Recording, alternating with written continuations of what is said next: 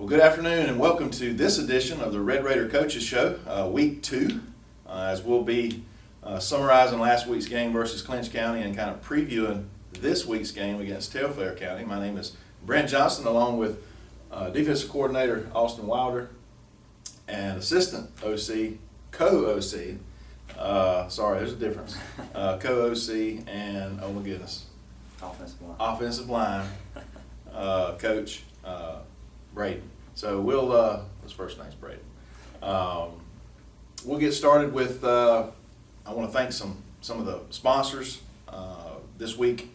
If you were at the game or if you tuned into our broadcast, you saw a series of slideshow on the Jumbotron and on our broadcast that advertised the folks that support the football program as a whole, the large contributors. There's about 40 of them in our community and a handful in the surrounding area that support specifically economically with their money, but also with coming to the games. I see them in the red seats, the folks that are pouring in to the program.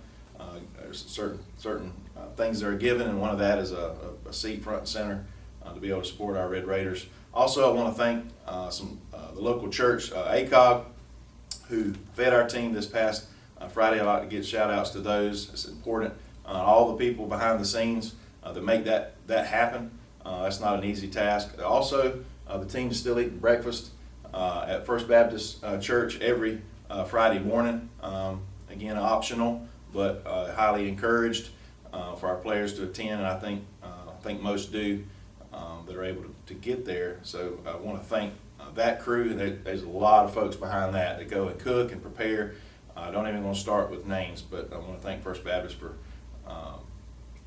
hosting that, getting as many calories in these boys as possible, not only on Friday, but throughout the week. I know the lunchroom ladies do a good job of helping provide sandwiches and other artifacts throughout the week for our boys. And then there's parents and other booster members that help to feed throughout the week certain days. And again, your coach is going to elaborate on that a little bit more, but just a lot goes into the football program and athletics as a whole to help prepare our student athletes to compete at a high level and maintain those expectations. So again, I want to thank all those folks for being a part of that. All right, guys, we had our second game, the first game of the regular season. I guess third game, 2 scrimmages, they're gone. They don't count. They're not on the record. You won't see it on Max Preps. It's as if they don't exist, but last week did. We hosted Clinch County.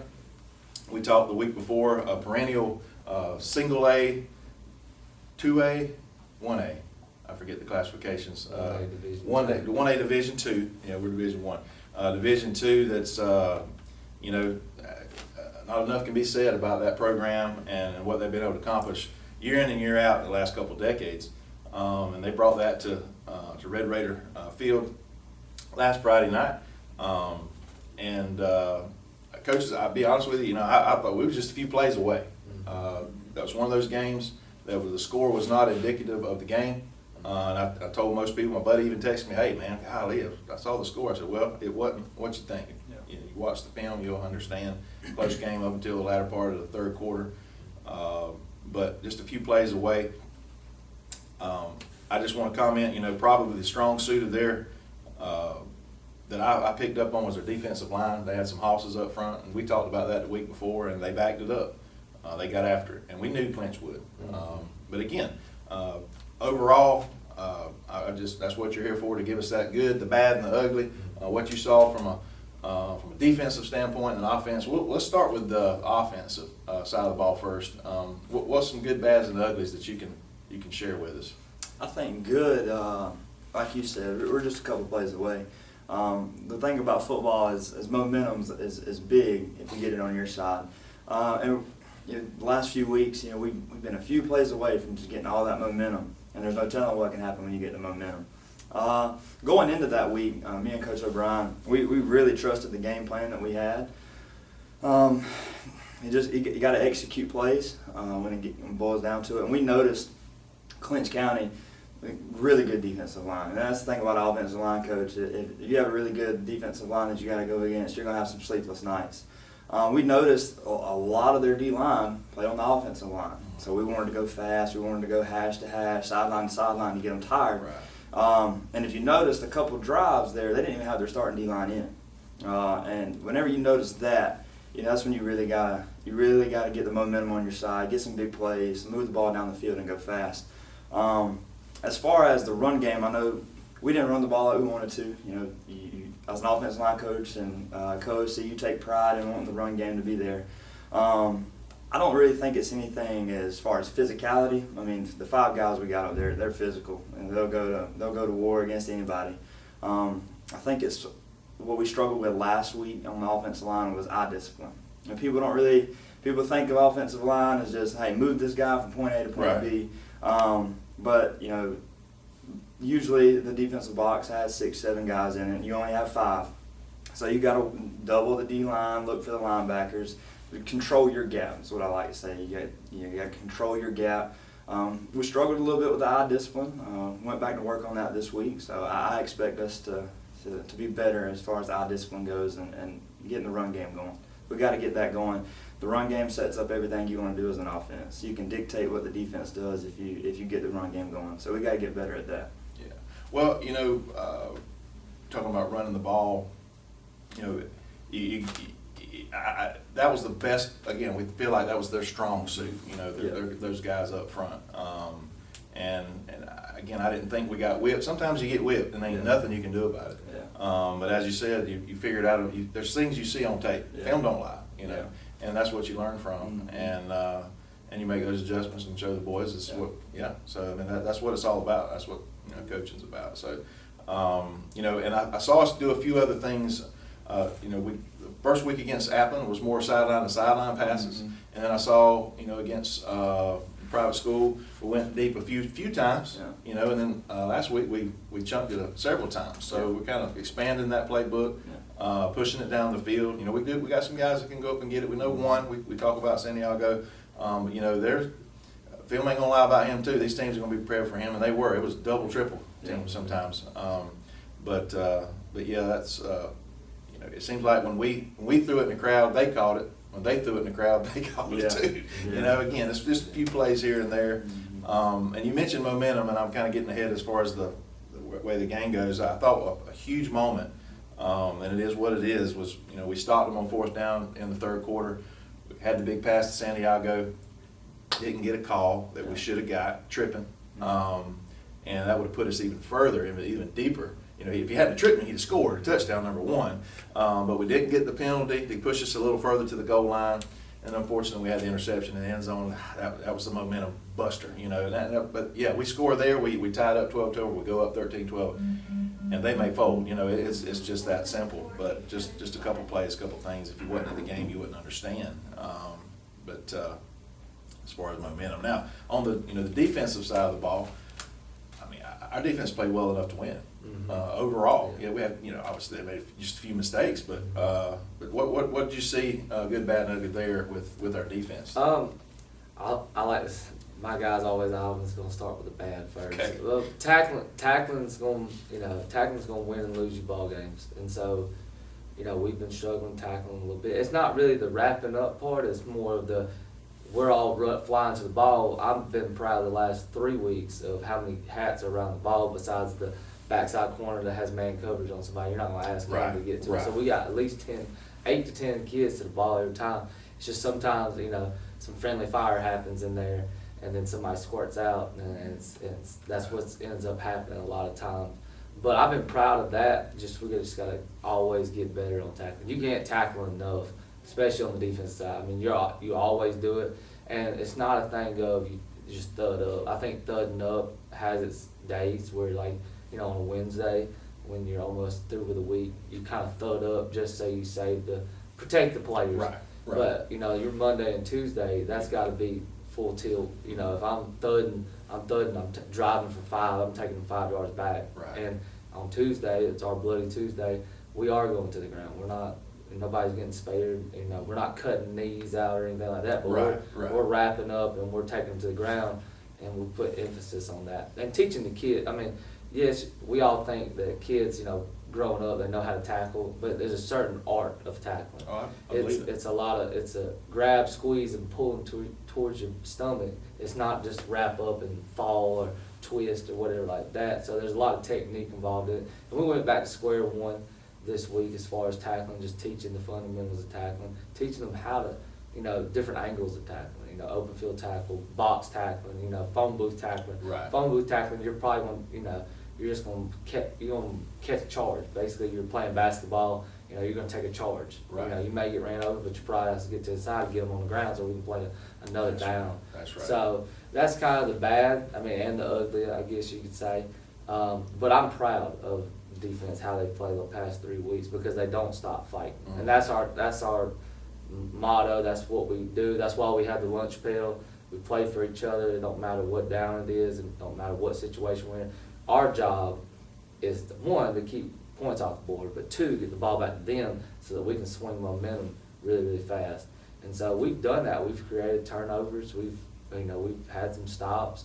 And I was proud of them because they just kept on fighting. It was just the next play, next play. And they didn't care none of them looked up at the scoreboard. Because a lot of times when it happens, when things go left and they don't go right for you, people start looking up at that big, beautiful jumbotron we got and start seeing that score, and it's not looking in our favor. They didn't look up at it at all and just kept on playing. So, but Clinch, I assumed, I told the coaches all week, and I told the kids all week, I thought, I know Coach Dickerson, I've coached against him when I was at Turner, him coming back to Clinch, coming out of retirement. I thought for sure, they've been throwing the ball and stuff like that in the scrimmage against, I knew for sure he was going to come out in the same wing, and he ended up doing it, and we ended up getting him out of it. Now they gained some yards on it, but the thing with that is if you stop it enough and you frustrate them enough, they'll get out of it. Yeah. And so that's what we ended up doing, and I was proud of them for that, making the adjustment. We had a personnel change that we needed to make when they brought that in, and I look out there and the whole defense is screaming our personnel that we're supposed to be changing out. And so we took the corner out, brought in another D lineman, 5 defensive linemen, our heavy package. The corner's already running off, and I'm looking behind me screaming heavy, and the D lineman's already running off. So the kids are getting that stuff and understanding situational stuff, understanding, how to play ball. And that's the thing you look for the most. And like you said, the film ain't gonna lie, but we played hard. That's the biggest thing. We didn't stop fighting, because you're never out of the fight in a game like that. It can flip just like that. And some of the scores, later in the third quarter, that was due to, kind of fatigue and everything like that too. We are a smaller team. We're going to be one of the smaller teams in depth-wise in our region, but they just didn't stop fighting. And now we've the week before busted coverage. All right, it's okay. It's going to happen. I'd much rather it be a busted coverage rather than you giving up on a play and just letting them run right by. So, but there's things to improve on. We improved on them this week, and we're prepared. So. Well, I saw you mentioned the tackling. I can't watch the game like I will tomorrow night. I'll be on the road. On the road, it's me and Coach Keck are commentating, and I'm watching and really paying attention to every play. Home games, I'm on the jumbo, keeping up down the distance and just trying to get tidbits. But what I did notice when it comes to tackling, I saw some really good open field tackles. I think, and then it was like you said, it was kind of a, when there's a lot of helmets on the ball, it was like who's going to grab him and bring him down kind of thing. It was a lot of pushing and shoving and kind of thing, and then they bounced off and got away. But again, just fixable stuff. He was a ball of a running. He was a brute. He was a big dude. And then they had the quick back that came in, and he was again busted one there on us. But again, it's clinch, and it just is. But like you said, I didn't see our defense quit, and we played well enough to win. The defense overall, and ultimately our offense executed better than the week before. Again, just a few inches away here, just a few inches on defense from a pick six here and there, interceptions. It's gonna come. Them guys are gonna get it, and because we're so athletic, on that backside. So yeah, it's gonna be fun to watch the rest of the season. So yeah, overall, again, nothing to. No major complaints. I just keep working, keep grinding. And then, we've got this week. We're preparing for Telfair, who's going to be not going to be a pushover. They're always well coached. Whoever's there, I think. Yeah, is this his first or second? No, he's been there He's for a while. this guy. Okay, I'm mixing up with Soliday. He was at Irvine Irvine. County. Okay, maybe was it years and years ago? There was a Soliday at Telfair. That's Tift area. Okay, okay, all right. They're the same colors. All right, I'll hush on my history. But yeah, Telfair. Now, I don't think I've been over to this stadium to broadcast. I know we played there in the last 15 years. I just think maybe I missed that game for some reason or other, but unless I get over there and remember. But it's Concrete Stadium. Concrete stadium. They do have a visitor's press box though. Mm-hmm. Yeah, they do. And it's an old stadium. But we're looking forward. I'm looking forward. I look forward to the road games because I get to be a little bit more involved in the broadcast and that sort of thing, and literally be able to watch the game. But okay, so from a offensive standpoint, I mean, I know you're not going to just delve out the scheme or the plan, but I guess we can look to see a mix of what we saw the last 4 games, right? Yeah. Telfair, they're going to give us like a 4-2-5, 4-3 type look. And they got some dudes on defense. And they got a good D lineman. I played the O-line and D-line. Number 77, I think he's getting some D1 looks. They got a guy in the secondary that's really good, really athletic, number 13. They just got a good football team, and they always will. And the thing about Coach Burleson and Telfair, they're always going to be scrappy.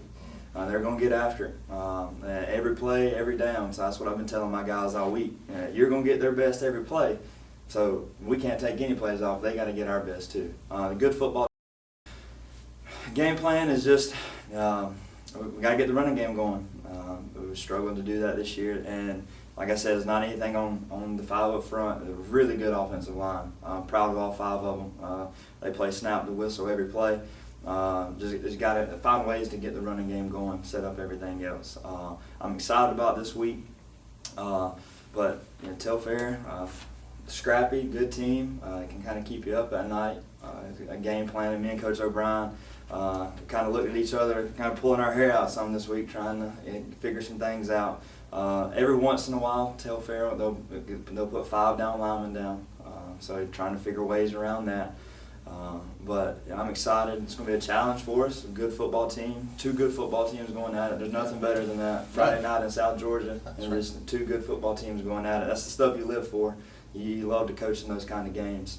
But the message this week is get back to what we do. Let's play Bacon County football, Red Raider football, and do our job. If we do our job, we'll compete with anybody. Yeah. You may not win every game, right. But you will compete with everybody. That's all we've ever asked for, man. Yeah. How's Scotland this week? I know you toted him off the field, but then a few plays later he went back in. I didn't see him hobbling. Was that a cramping issue? Just a cramping like everybody else was doing. Yeah, that's what I thought. It felt like every play last week. It was just hot, muggy South Georgia night. He took a couple hits, and I was very proud of him. I don't see him much. I wanted to tell him, talk to him a little bit about that. I hadn't seen him this week, but that's good to know that he's tough kid. Every time he takes a hit, hops right back up. Doesn't act like it affects him. Plays the next play, and that's what we preach with everybody on the offense. And everybody has a team. A next play mentality. Like you said, brought up the call against Clinch. I look at the guys' next play mentality. It's not going to go our way every time, and that's the big thing going into a good team against Telfair. Like Coach Potter says, it's going to go left sometimes. Everything's not going to go right. If you expect everything to go right and you're in the wrong profession, you're in the wrong sport playing football. Well, that's a teachable moment. It's life skill, isn't it? Because we know as young adults and older adult that life ain't going to treat you right. Not like you want it to every day, day in and day out, week in and week out. So put it behind you and move forward. That's right. That's right. Well, how about the other side of the ball? Offensively for Telfair, they're always going to be good. I mean, they do a great job with their offense. I mean, they run the spread, but they run power plays out of it. So it's not the traditional spread where they're trying to outrun you to the edge. They're going to try to ground and pound up the middle, and we got some things that were that are in our arsenal that have been there that we're going to use, and we're going to be versatile. We're going to be a little bit more versatile. We're going to have to play not different defense, but a defense that we have that we've played before. Okay. So it's simple, it's easy. Our defense is so simple, it's stupid. I mean, it allows kids to play fast, Mhm. physical, and aggressive, and we take the thinking out of it. We just let them play. You know, they know the call, they know what we're in, they know the checks, and then they just make it happen. And so they get it. Their quarterback, he's a running quarterback, so we have to deal with him a little bit. They had one last year. I don't know if it's the same person, different number. I don't know. It may be, it may not be. I don't know. Still the same body type and everything, so it looks like the same quarterback from last year. But he likes to run the ball. They like to get it in his hands. 13 plays receiver for them. He's always the backside receiver, and sometimes he's the go-to guy. I think one of their linebackers, he plays fullback for them, number 7. He's a difference maker too. And their running back's just a bruiser. So we've been facing bruising running backs, bowling ball running backs for a little bit. But like I said before, it's about tackling, Mhm. tackling and pursuit, and being aggressive. If you can be aggressive on defense, it'll take care of a lot of things. And you know, we're gonna try to dictate what they do, them not dictate what we do. Right. And so it's the complete opposite on offense. They want to dictate what you do, but with our scheme and the way we play stuff, we like to dictate what offenses do. And to bring up what Coach Griffiths was saying about next play mentality, I told the team, told the defense this week, quote, can you be committed to the process without being emotionally invested in the result?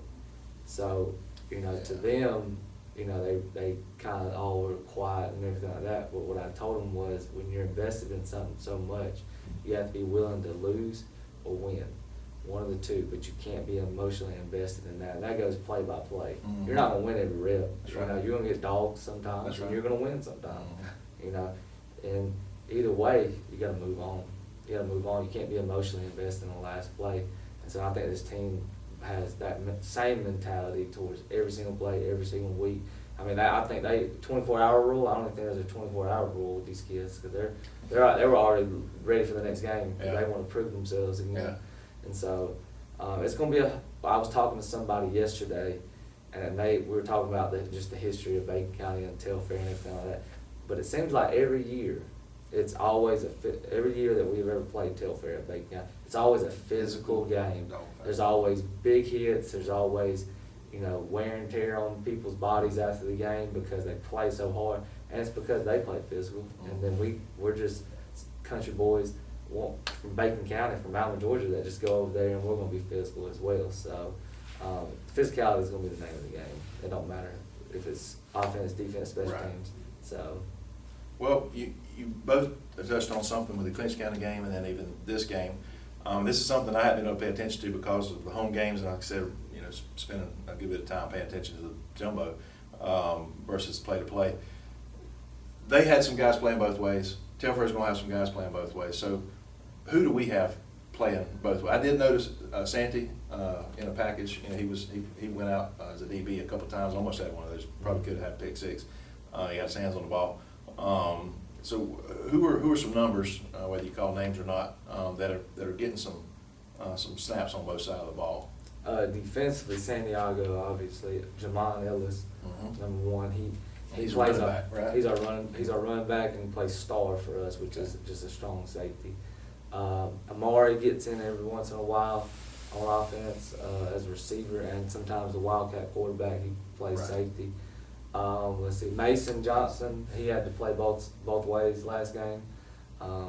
He played guard, and he played through technique for us. Number 77. Let's see, who else? Michael Dixon, Mhm. he does too. He gets out there at receiver. A lot of the guys are more of the back end guys. It's not really. I mean, you see some of the front, Some of the heavies. some of the heavies Yeah. come in, but that's every once in a while. And some of the line, like I'm blessed because we got running backs and everything like that. Yeah. That, you know, my linebackers, you know, Carter Chancey and Jalen Marion and Caden Barnes and all them, they don't really have to get as many reps in the game. They can kind of just play linebacker, and that's Yeah. kind of what you want Sure. as a defense, because those, I mean, besides the D-line, your D-line and linebackers, those are kind of, you know, the staple of your defense. The back end, I'm not saying you can just throw anybody out Right. there, but they're going to be more your athletic guys Sure. that can run for days. Right. You know, they're not really having the wear and tear of having to stop the run all the time like the defensive line linebackers are.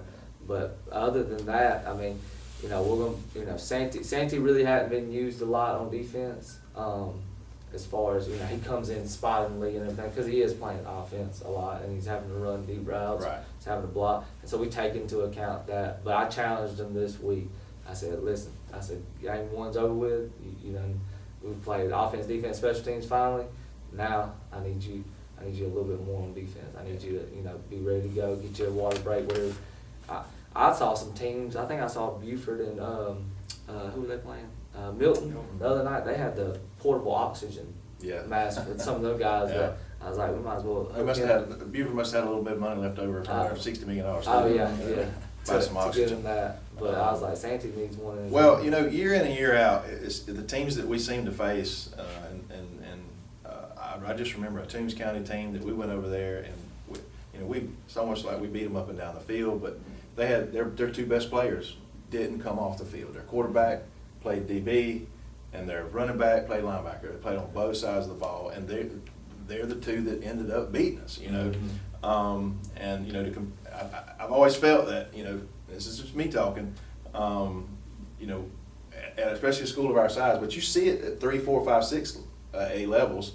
Their best players, they play both sides of the ball, no matter how big the school is. And I know it comes down to condition and it comes down to the skill level. Yeah. You just won't want to, just because a dude's an athlete don't mean he can play at this particular position. I get that too, but I think it's a testament to all the coaches that we have too, getting the younger guys prepared, because we are blessed to be a 1A school. You don't really see as many as you think you would playing both ways, you know, because, you know, our coaches we emphasize the starters and the young guys too. We want to get them ready if something were to happen. You know, you could be, you know, you hate to say it, but you can be an injury away from just being thrown in the fire. So I think it's a testament to, we are blessed to be in the position we're in, being a 1A school where we have so many guys, where we have enough depth. We don't have to, hey, this one's hurt, can I bring one over from defense? We can just, okay, I got a young guy that's willing to get in and get after it. And our young guys, they're hungry. They're ready. They're chomping at the bit. well, that's awesome. That's the key. That's Yeah. the key. You got to have kids that don't want to come off the field. Yeah. You know, that, you know, it's hard to. Yeah. I'm sure it's just it's generation. It's kind of hard to find. They want to. It's that mentality. But that's what you want, and then that reciprocates from the coaching mentality, coaching attitudes, and the support they get during the week as well, and that support. And we'll wrap things up with just one last kind of a question, and we'll just discuss it a little bit. And it's something that it's not a new question. You know, we talked to Coach Thad, I think the first show, talking about the culture of this team and trying to change the culture or mentality to create a winning belief. You know, winning doesn't come easy. You know, we don't, and I'll say it. You know, we don't have a winning reputation here at Bacon County over the last many decades. Now, you know, we would not that we don't win, but we don't have not like you said. I mentioned earlier with a Clinch County type history. But I think it starts with a mentality, you know, and everybody, a lot of people's like, well, you got to win to kind of build some momentum. I think it personally, it's got to start before that. So, what are some things you continue to do and talk to the kids about? You know, each week, each day, each moment, you know, to kind of encourage them to let them know that we can compete and win against these teams that's on our schedule. Well, I think it's the one. It goes back to the family thing. The family, our motto for the team, family. You know, the person beside you is more important than yourself. I got to be a servant leader to them first. And so we preach that a lot, you know, doing the little things right.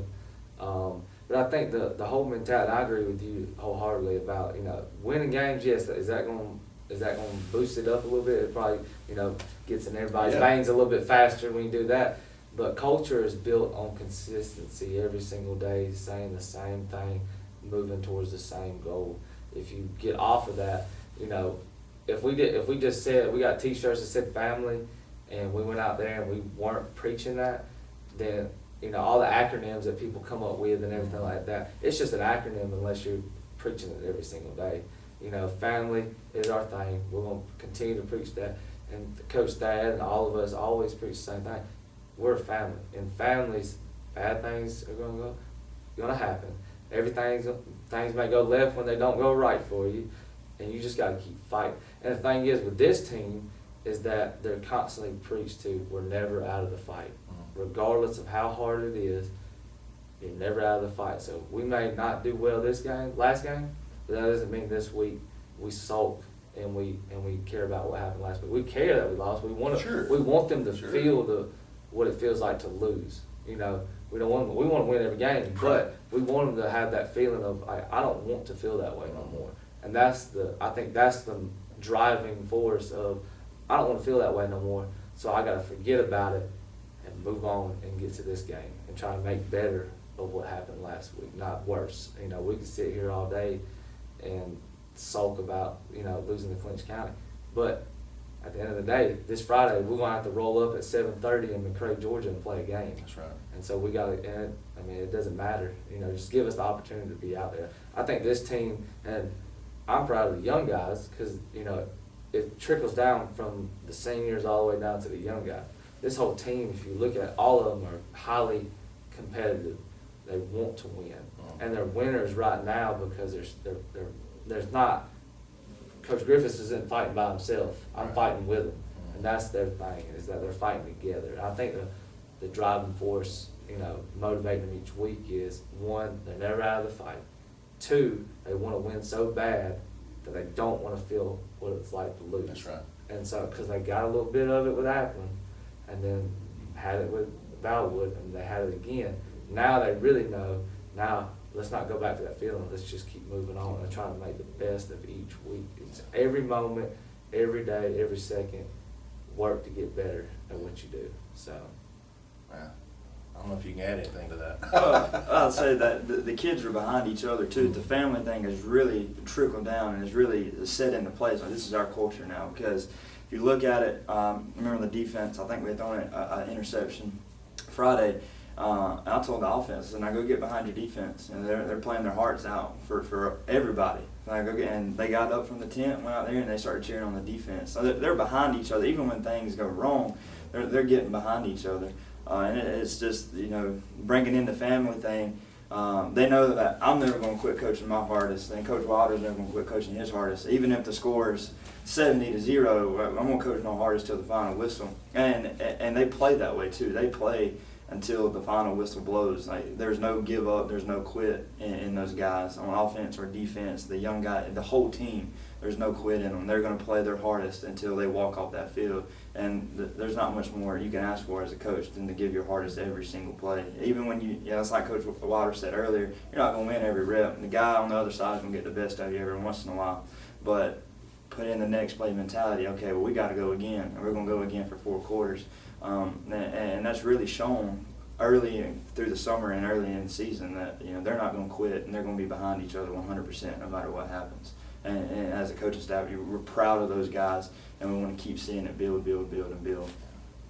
Well, folks, we kind of ignored y'all. We've been having this nice conversation here. If you've heard this last 5 or 6 minutes here, I'm ready to go to Telfair. I'm ready for us to see our boys suited up and get after it. And let's get on a winning streak, right? Hey, why not? We're capable of. They just said, I believe in my heart we can compete and beat or scare to death some of these teams on our schedule. And it's no secret. Just like when our baseball season last year, we were in the best baseball region in the state in our division and in other classifications as well. And that's no different with our football schedule. 3 of the top 5 teams in max preps and whatever else you want to call it are in the top 5. Fitzgerald, Thomasville, Worth, whichever order, doesn't really matter. So, you know, we got a work cut out for us. But we've got some guys. If you hadn't seen them play, you can see the potential, and we're going to turn that potential into something special. That's all we can ask is these coaches continue working hard, as it appears, you know, they're doing, and continue to get these kids to buy in. Again, you're dealing with 14, 15, 16, 17-year-old boys on a daily basis. You know, some days it's just you don't know what you're going to get. But this Friday night, we expect to get 100% out of our sideline, and I'm excited to go. Like I said, I'm excited to be behind the horn, so I can really watch and pay attention and see what's going on. And I want to invite you to travel over to McRae, short drive, 40-45 minutes, depending on what part of the county you live in. Stop by Jack's, man. That's a pretty good little restaurant over there. I think I'm gonna take my broadcasting kids there to eat. Get you something to eat. Go to the stadium. Might want to bring a pad to sit on, from what I understand. I guess a concrete stadium. So bring a soft seat with you, maybe. But do come out and support the football program, band, and cheerleaders. A lot goes in again to support the whole thing. So again, we want to thank you for joining us. Thank these coaches today joining us on this week's edition of the Red Raider Coaches Show.